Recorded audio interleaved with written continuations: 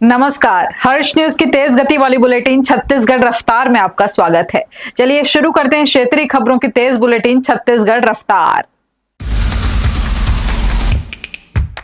छत्तीसगढ़ के कोरबा में south eastern कोल fields limited की दीपका खदान में बड़ा हादसा हो गया। हैवी ब्लास्टिंग के दौरान उछला पत्थर एक किसान के सिर पर गिर गया, जिससे उसकी मौके पर ही मौत हो गई। हादसे के बाद गुस्साए परिजन और ग्रामीण घटनास्थल पर शव रखकर रात 11 बजे तक प्रदर्शन करते रहे। मौके पर पुलिस बल और सीआईएसएफ के जवानों को तैनात किया गया था। बाद में कंपनी ने मृतक के परिवार को 10 लाख रुपए का मुआवजा देने और परिवार के एक सदस्य को नौकरी देने की घोषणा की। इसके बाद लोगों का गुस्सा शांत हुआ। छत्तीसगढ़ के महासमुंद जिले में पुलिस ने एम्बुलेंस से 5 क्विंटल 20 किलो गांजा जब्त किया है। जब्त गांजे की कीमत 2 करोड़ 60 लाख रुपए आंकी गई है। गांजे को तस्कर ओडिशा के भवानीपटना जिले से छत्तीसगढ़ के रास्ते महाराष्ट्र के नागपुर ले जा रहे थे। मामला कोमाखान थाना क्षेत्र के टेमरी नाका चेकिंग पॉइंट का है। जानकारी के मुताबिक तस्करों ने एम्बुलेंस के सीट में नीचे चैम्बर बनाकर गांजा छिपाया था। इसके अलावा दवाइयों के कार्टून में भी गांजा रखा था। आरोपियों ने महाराष्ट्र पासिंग एम्बुलेंस पर ओडिशा की फर्जी नंबर प्लेट का इस्तेमाल किया था। पकड़े गए तीनों आरोपी महाराष्ट्र के रहने वाले हैं। छत्तीसगढ़ के बालोद जिले में 9 से 13 जनवरी 2026 तक आयोजित होने वाले राष्ट्रीय रोवर रेंजर जम्बूरी को लेकर बड़ा विवाद गहरा गया है। सांसद बृजमोहन अग्रवाल ने खुद को भारत स्काउट गाइड की राज्य परिषद का अध्यक्ष बताते हुए आयोजन को स्थगित करने की घोषणा की है। वहीं अब उन्होंने हाई कोर्ट की में याचिका भी दायर कर दी है। इसमें कहा गया है कि उसको इस पद से हटाने का प्रस्ताव असंवैधानिक है। याचिका की शीघ्र सुनवाई करने का आग्रह किया गया है। दरअसल सांसद बृजमोहन अग्रवाल और स्कूल शिक्षा मंत्री गजेंद्र यादव के बीच स्काउट गाइड के अध्यक्ष पद की दावेदारी को लेकर विवाद है। दोनों अध्यक्ष होने का दावा कर रहे हैं। दुर्ग जिले में बाल काटने से मना करना सैलून संचालक को भारी पड़ गया। 4 जनवरी की रात एक नाबालिग बाल कटवाने क्लासिक कट सैलून पहुंचा था, जहां संचालक किसी दूसरे का बाल काट रहा था। उसने नाबालिग को अभी बाल नहीं काट सकता कहा।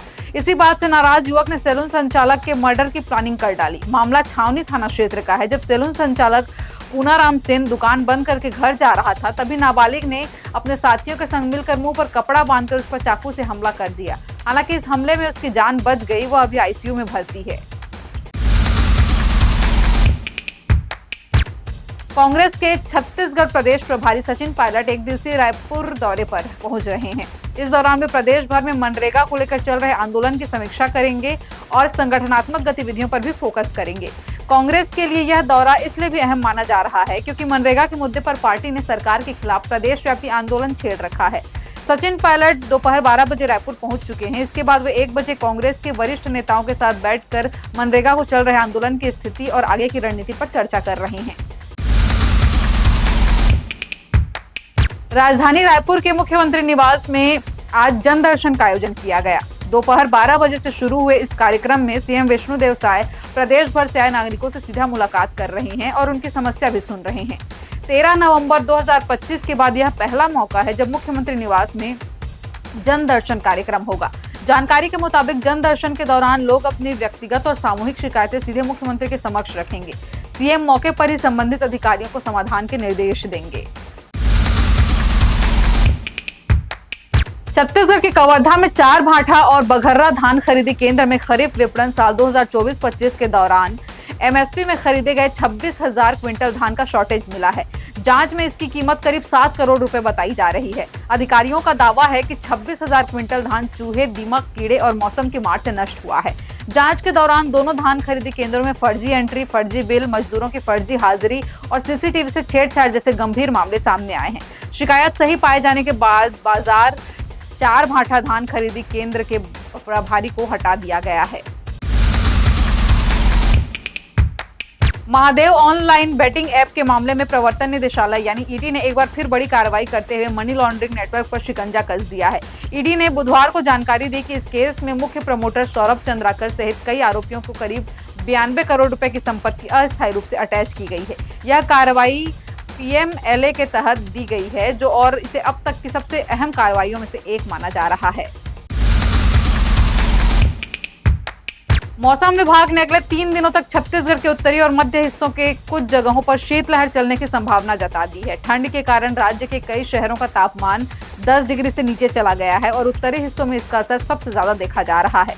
मैन पार्ट में न्यूनतम तापमान 1.8 डिग्री रिकॉर्ड किया गया।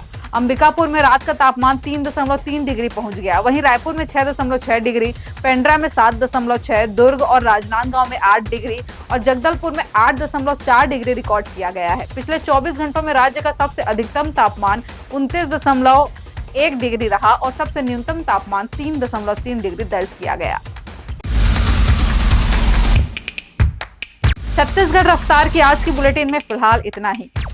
अपने आसपास की खबरों से जुड़े रहने के लिए बने रहें हर्ष न्यूज के साथ। नमस्कार।